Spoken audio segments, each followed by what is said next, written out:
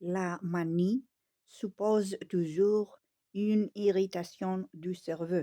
Cette irritation peut être entretenue longtemps par une autre inflammation et disparaître avec elle. Mais si elle se prolonge, elle finit toujours par se convertir en une véritable encéphalite, soit parenchymateuse, soit membraneuse. Aucune inflammation extracérébrale ne peut produire la manie sans les concours de celle de l'estomac et des intestins grêles, et le foie n'est affecté ici que secondairement.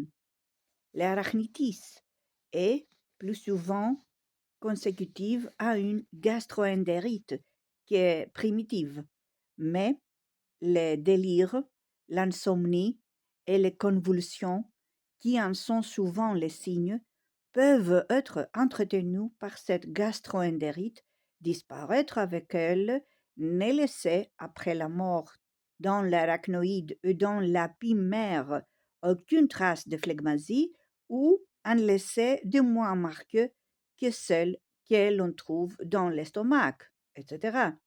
Toute souffrance extrême, soit par l'inflammation d'un organe, soit par la stimulation d'une branche des nerfs, soit par cause morale, engorge le cerveau et tend à développer l'inflammation dans la pulpe, dans l'apimère et dans l'arachnoïde.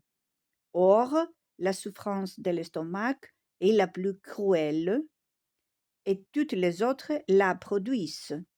Il n'y a donc jamais de gastroentérite sans un degré quelconque d'irritation cérébrale.